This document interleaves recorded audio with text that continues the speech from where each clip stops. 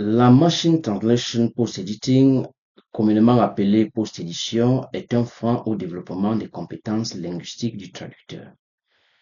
Madame, Monsieur, bonjour. Je suis Thomas Dakantabi Koumarok, enseignant traducteur et auteur de l'ouvrage de la sémantique à la traduction. Je vous invite à vous abonner à cette chaîne pour en savoir davantage sur la théorie inférentielle et l'approche sémantico-morphosyntaxique que je développe dans mon ouvrage de la sémantique à la traduction. Dans le cadre de cette vidéo, nous allons parler de la post-édition et étudier les avantages ou alors les inconvénients de cette pratique dans l'activité, dans la pratique de la traduction. Alors, si nous posons cette question, quel est l'apport de la post-édition dans l'exercice de la traduction en tant qu'activité professionnelle?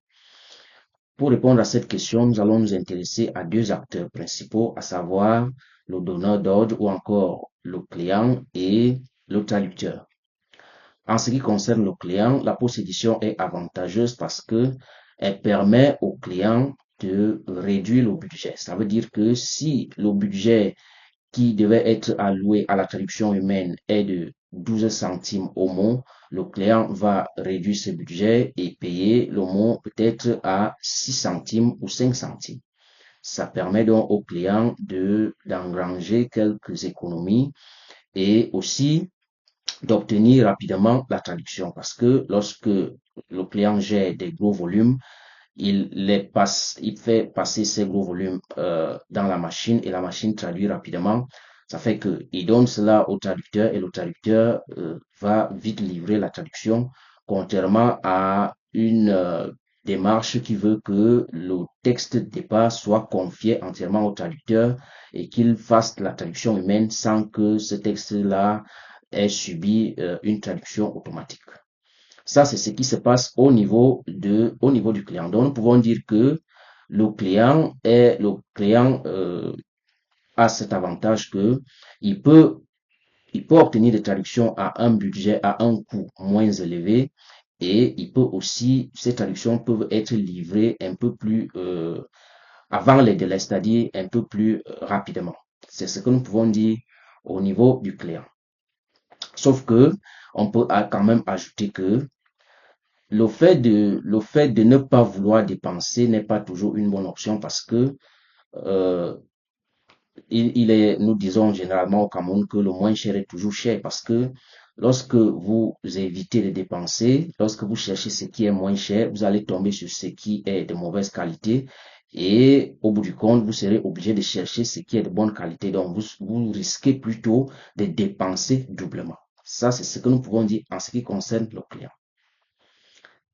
Alors, qu'est-ce que la post-édition? Quel est l'apport de la post-édition dans l'exercice de la traduction comme activité professionnelle en ce qui concerne le traducteur? C'est là où la question devient plus intéressante parce que la post-édition qui n'est pas, c'est pas le traducteur qui crée la post-édition, c'est le client qui lui dicte la post-édition. Alors, la post-édition, nous pouvons dire que c'est une menace pour la compétence, pour les compétences traductologiques du traducteur. C'est un frein au développement des compétences linguistiques du traducteur. Parce que la post-édition soumet le traducteur à ce que Schwanvelt et Meyer appellent biais d'amorçage.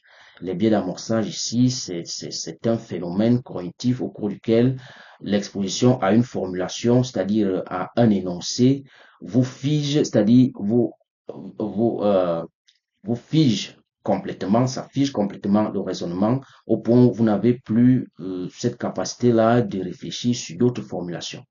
Donc, non seulement la post-édition soumet le traducteur au biais d'amorçage, cette post-édition soumet aussi le traducteur à ce que Tversky et Daniel Kahneman appellent effet d'ancrage ou anchoring effect, c'est-à-dire la post-édition devient comme une référence, c'est-à-dire les formulations sorties de la machine deviennent des références pour le traducteur et c'est sur la base de ces formulations-là que le traducteur va travailler.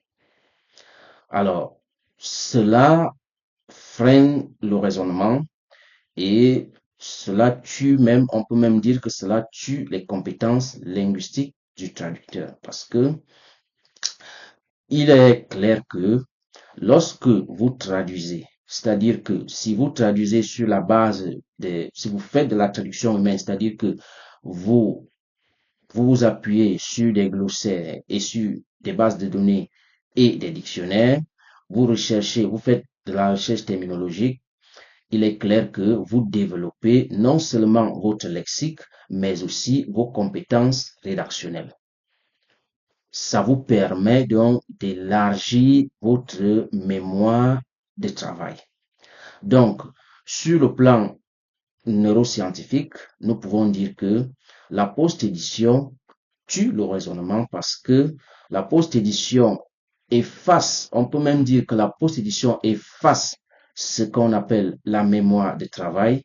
La mémoire de travail étant ici cet espace qui est créé dans le cerveau, cet espace qui emmagasine des connaissances que nous avons, que nous récoltons au quotidien, c'est-à-dire à travers l'apprentissage et à travers la pratique quotidienne.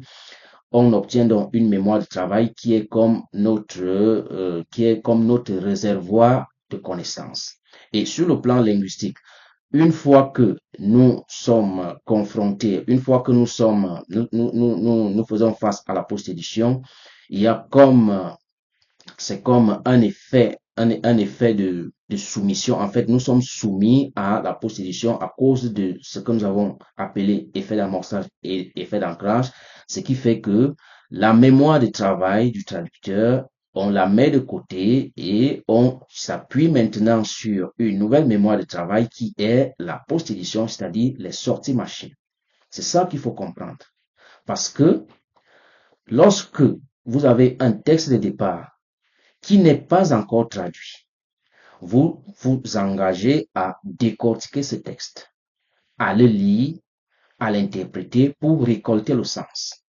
Donc, il y a des efforts cognitifs qui sont déployés pour arriver à récolter le sens et à le domestiquer dans la langue d'arrivée.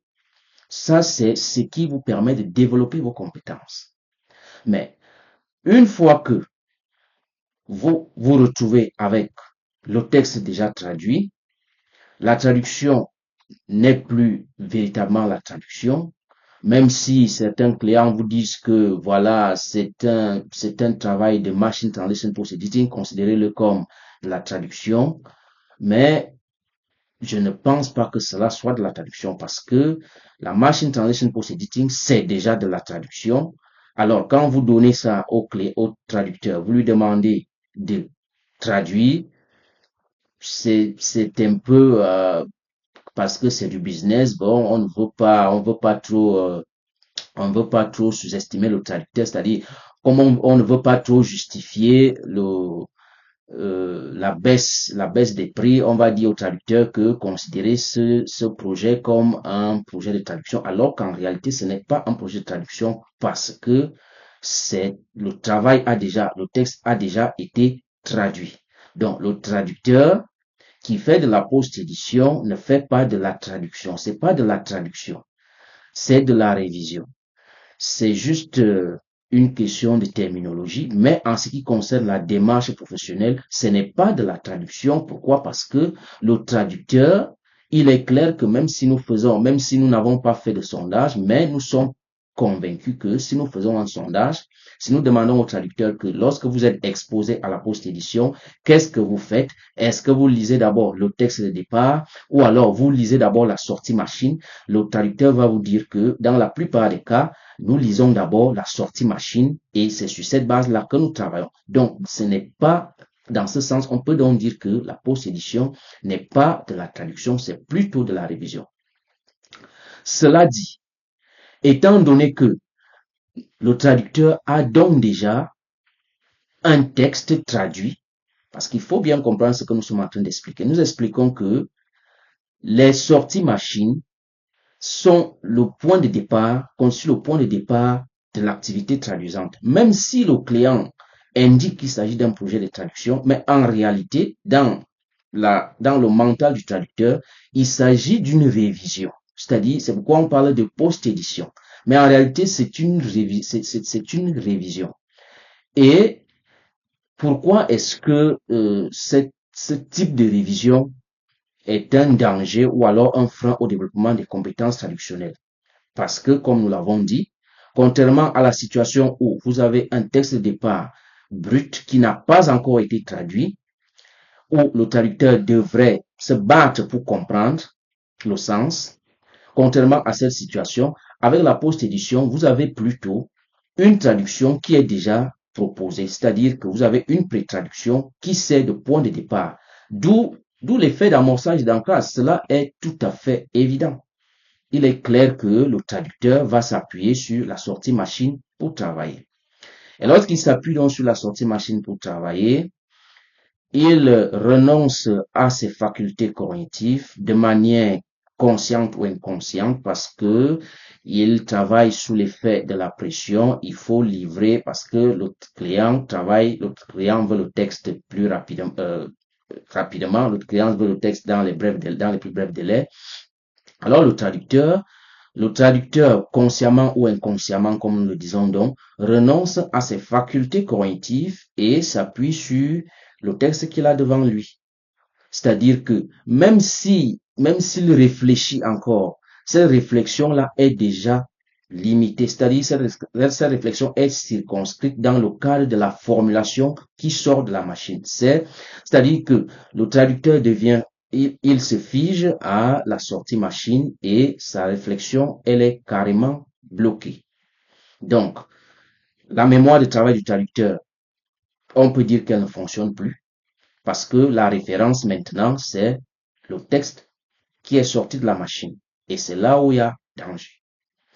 Pourquoi? Parce que la traduction automatique est une traduction linguistique, est une traduction en fait, la traduction automatique, c'est la production des équivalences linguistiques, c'est la production des structures linguistiques, alors que la traduction n'est pas structurelle, comme nous l'avons dénoncé. Alors, si le traducteur, si le traducteur se fie à, et comme tel est le cas, à la sortie machine, comme nous l'avons dit, il renonce à son raisonnement et il devient esclave de cette sortie machine. D'où la mauvaise qualité de traduction.